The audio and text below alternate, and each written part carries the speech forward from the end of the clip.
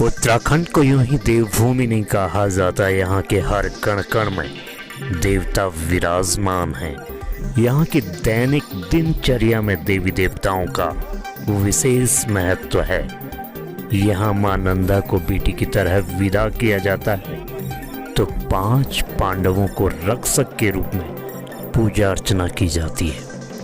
वहीं मां नागिनी माता अपनी द्वारा यात्रा के माध्यम से अपनी बहन और ध्यानियों को मिलने पहुंचती हैं और उनके हर प्रकार के दुखों का निवारण करती हैं।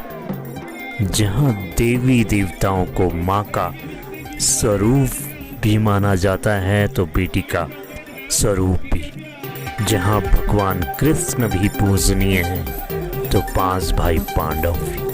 आज आपको ले चलते हैं बुंगा गांव में, जहां पांडव लीला का भव्य मंचन हो रहा है। विकास खंड नारायणगढ़ का दूरस्थ गांव बुंगा आर्थिक रूप से संपन्न और आजकल पांडव लीला के माध्यम से गांव में काफ़ी चहल पहल। 5 वर्ष बाद आयोजित पांडव लीला के कार्यक्रम में जहां ध्यानियाँ पहुंची हैं तो दूर प्रदेश में नौकरी हेतु गए परिवार काफ़ी सालों बाद अपने आराध्य की पूजा के लिए पहुंचे हैं। इस ग्राम सभा बुंगा में विगत 7 वर्षों बाद इस महायज्ञ का आयोजन हुआ है।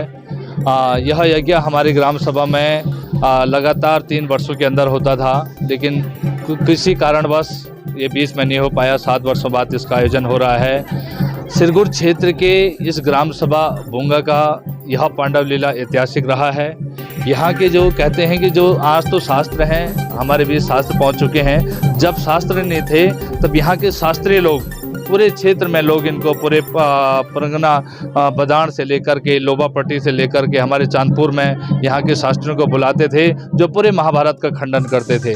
और आप सब लोग विदित हैं कि ये उत्तराखंड के देवभूमि देवताओं की धरा रही है और पांडव लोग इसी देवभूमि के बद्रीनाथ धाम से स्वर्ग की ओर प्रस्थान हुए थे और पांडवों का अंश इस देवभूमि के इन पहाड़ों में, इन कंदराओं में देवताओं का, पांडवों का अंश बताया जाता है। और इसी क्षेत्र के हमारे इस ग्राम सभा के सभी ग्रामीण लोग जब भी कोई खड़ी आपदा विपदा आती है, जैसे गाय भैंसों के ऊपर, जो हमारे पशुओं के ऊपर सबसे बड़ी बीमारी आती है खोरिया, तो वो पांडवों का बताते हैं कि पांडव जब से इस धरा पाए तो पांडवों के साथ वो रोग यहाँ से गया, दूर हुआ। तो जब भी खड़े आसन आते तो पांडवों को पुकारते हैं और माता कुंती के साथ उनके 5 पुत्रों का यहाँ पे आह्वान होता है। हमारा जोत जल गया था 1 तारीख से प्रारंभ हुआ और इस पांडव लीला एक ऐतिहासिक पांडव लीला है। इसको देखने के लिए दूर दराज से लोग आते हैं और यहाँ पे सभी लोग हमारे बीच पधारे हुए हैं। जैसे कि हमारे ध्यानियाँ दूर दराज से इस कार्यक्रम को देखने पहुँची हैं। और एक बड़ी विशेषता हमारे ग्राम सभा की यह भी है कि आज के दिन में जितने भी अतिथि हमारे इस ग्राम सभा में पधारते हैं, सभी घर गांव में कम से कम 20 व्यक्तियों का खाना परिवार बनाता है और वह खाने का लंगर सुबह 10 बजे से प्रारंभ हो जाता है और शाम के 4 बजे तक। तो इसी के साथ